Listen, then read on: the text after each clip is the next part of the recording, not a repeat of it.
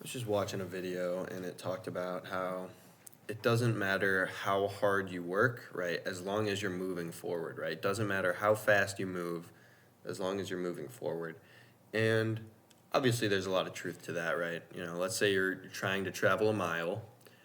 You don't want to just stop moving. That's probably one of the worst things you could do. You don't want to stop moving. You don't want to move backwards, obviously. You want to keep, even if you're just walking as slow as you can, you should be moving forward slightly. And this is reminding me of something I was thinking about with the gym, right? So you could, I could go to the gym today and destroy my body and to not want to go back to the gym for a week. I could I could go 200% in the gym, feel like horrible after. It's always possible, right? It's always possible to do too much, and it's possible to do too little. You always have to find that little balance. But coming back to what I was saying about how always moving forward is good, because in the gym, for example, let's say you really don't want to work out today. You really don't feel like going to the gym today. If you just work out a little bit, like a few push-ups or just go for a little walk, like any kind of little exercise is going to help. It all adds up. Like every individual push-up you do adds up over time. Someone who does 10 push-ups every Monday versus someone who does 10 push-ups a week, I can't see how there would be a difference. There might be a difference in, strength versus stamina. Maybe the guy who does one push-up every day has more muscle stamina versus the guy who does 10 might have more muscle strength. Who knows? But in the grand scheme of things, how can 10 push-ups be different just based on the time, Like, let's use that example again. One guy does 10 push-ups every Monday. And one guy does, let's say this. He does 7 push-ups every Monday. And then the other guy does 1 push-up every day. Do you think, part of me is thinking that the guy who does 7 push-ups on Monday is going to get better results because he's just going closer to failure. He's doing more at once. But at the same time, the person doing 1 every day, they're doing the same amount and they're not harming their body as much. Like, I don't know about harming. They're not putting as much stress on their body, right? Because doing 1 push-up is just easier than doing 7. And so at that point, it comes down to consistency versus,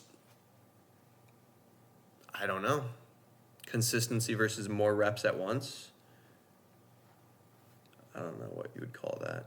Quantity versus consistency, I'm not sure. But, more so the point of this is that how always moving forward is a good thing.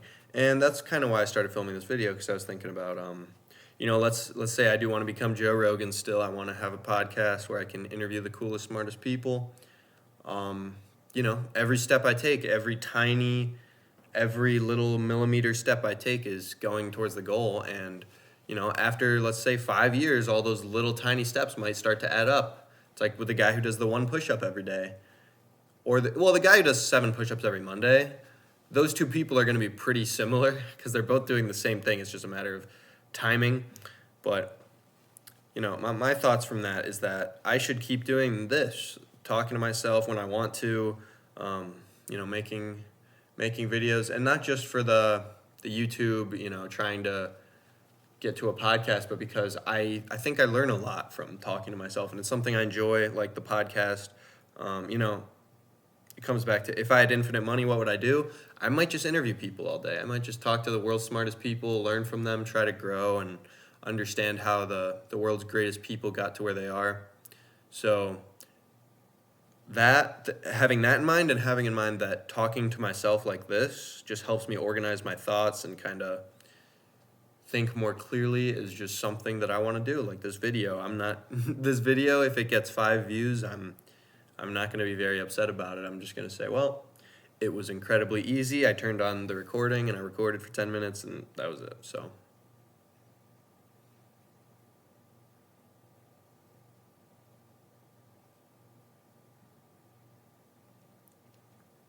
I should really start doing all of the tiny, tiny things that I think I should be doing.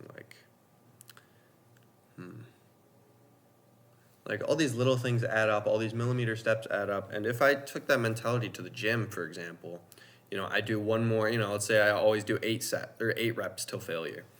after those reps till failure, I should be doing 2 more half reps or 2 more, just whatever I can do. If it's the worst form possible, then whatever. But you should do 2 more reps. It's better than nothing. Obviously there's a point. You don't want to hurt yourself too much, but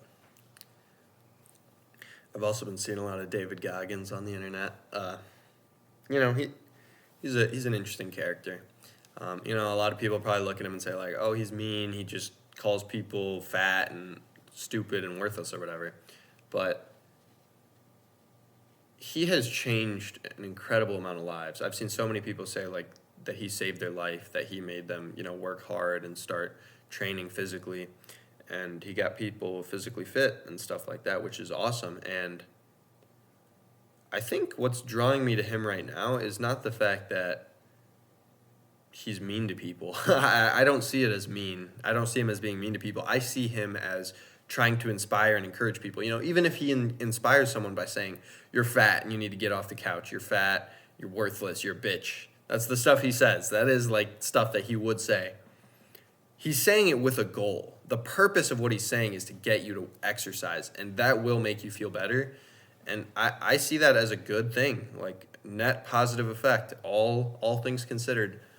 I love what he's doing. I mean, there are people who are going to see it and feel bad and then never think about it again, but those people are hiding from reality.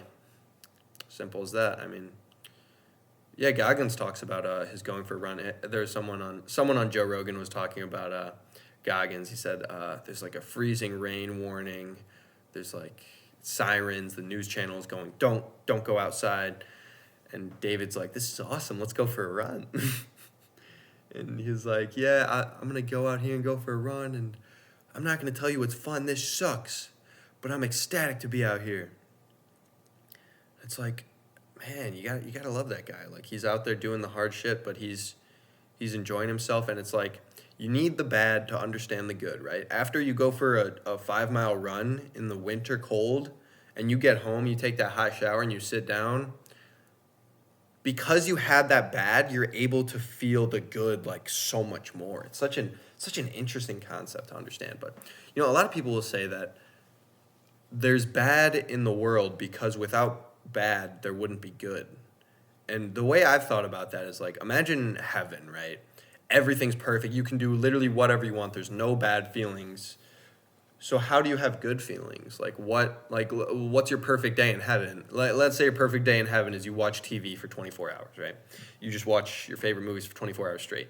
If you do that for like years, eventually your body gets used to it, your brain gets used to it. I mean, your body, I don't know how that would be affected in heaven, but let's say you get used to it, right? That's how it is on earth. You get used to things. No matter how fun it is, you do it long enough and you get used to it. So I feel like that's kind of why that kind of helps to explain why the bad is needed to understand the good. And it's like, let's say I watched TV for 24 hours, or, I watched TV 24/7 in heaven. Let's say my body and brain wouldn't deteriorate from lack of use. So let's just say I could just be like a soul watching TV. I would have to get bored of that, I would think. I mean, I think you need bad. You need bad and you need good. And I'm starting to kind of be more joyful about the bad, kind of enjoy the bad, because every bad feeling makes the good feelings better, it's a beautiful way to think about life, man. Like, you go for a run, it's bad, it feels bad because it's your body growing and changing and getting stronger, and your body doesn't like to change if it doesn't have to, but getting stronger, changing, growing, there's no better feeling.